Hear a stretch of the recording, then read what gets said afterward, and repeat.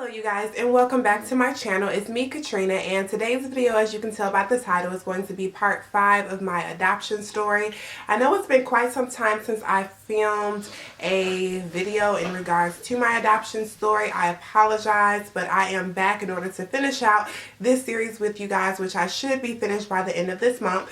But today is going to be part 5. Part 4, just to refresh your memory, was about me finding my birth mother and how I went about finding her. And so this video is going to be about the very first time that I met her. If you would like to see the previous videos in this adoption series, then I will definitely leave all the links below to those videos so that way you can check them out. But I'm going to go ahead and speak to you guys about part 5 of the video. Just to let you guys know ahead of time, you may hear my son in the background because he's home with me, so just want to give you that heads up. Alright, so part 5, when I met my birth mother. You guys, honestly, I thought that when I met my birth mother for the first time, I really thought it was going to be something like you see on TV sometimes. You know, I know you guys have seen some like adoption stories on TV where they meet each other for the first time and you're crying and so filled with emotion and all that good stuff. Well, that didn't happen for me. And it wasn't that I wasn't emotional or that, you know, I wasn't excited. It's just, it was still all like a shock. And I was in so much shock that I really think that I couldn't really enjoy or take in the moment. I was down in Edwardsville, Illinois, going to school. I was working on my undergraduate degree when I actually reached out to my biological mother. And so I did go home quite frequently to visit, which is in the suburbs of Chicago. So I did plan to meet up with my birth mom the next time that I was in town. And so that's what I did. And so I went to go pick her up.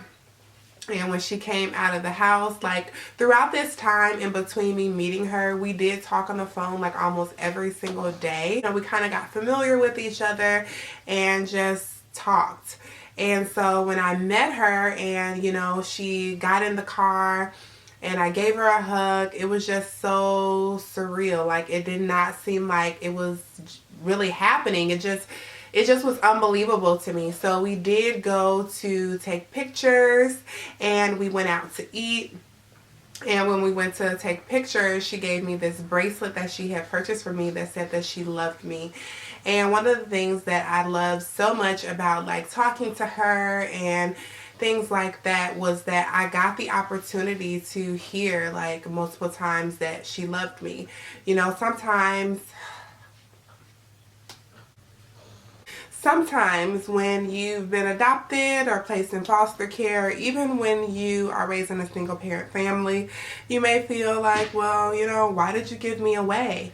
And considering my mom had other children, it was just like, okay, so why me?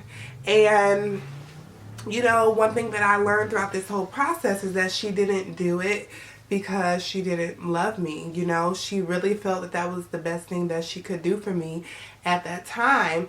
And it took me some years to understand that and, you know, really take it in. It took me to have my own child to know the love that she must have had in order to carry me for 9 months and then give me away.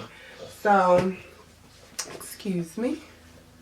Yeah, so we went to go take pictures at the mall, and that was a lot of fun. We dressed kind of alike, or kind of had, you know, similar things on. We kind of tried to, what's the word? Like, we tried to match, kind of like she wore a blue jean outfit, and I wore like some blue jean pants, I wore a white top. I wore a white top and I wore a blue jean vest and some khaki pants. You guys, I have dressed like a prep like my whole life, and so that's what I did. And she wore a blue jean outfit, and it's just so good to go back and look at those pictures and just see like from then up until now and how different we look, how different our relationship is, and all of that good stuff.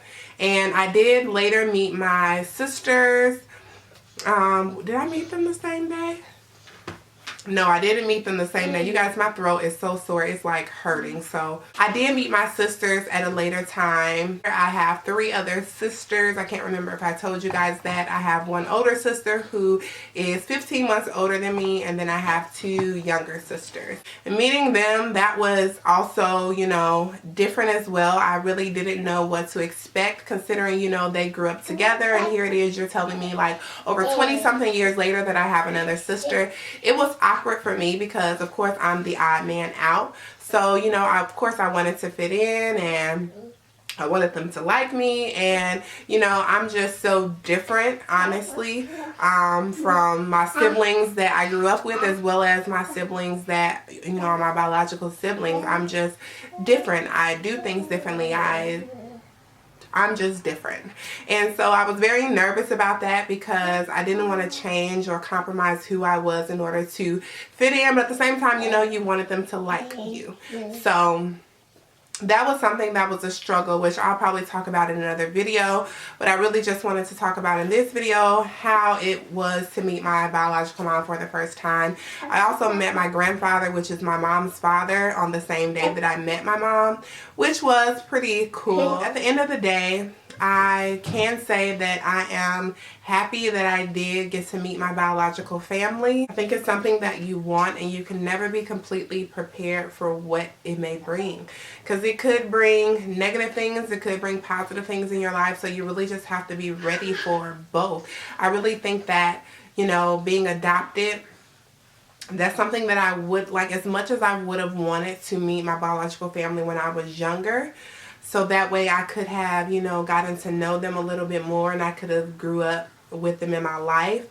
I really think that the emotional part that comes with it and the mental type of things that it can do to you, I feel like you really should be older when you venture out, you know, and search and meet them. But that's just my personal opinion.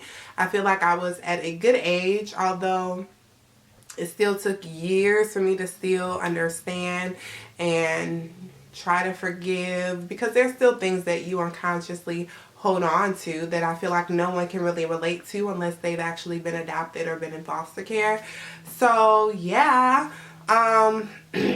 that's really all that I have for this part of my adoption story. I could go back in time and do it all over again. I definitely would.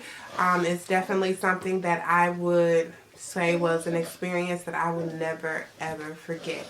And so yeah, thank you guys so much for watching this video, and until my next one, I'll catch you guys later.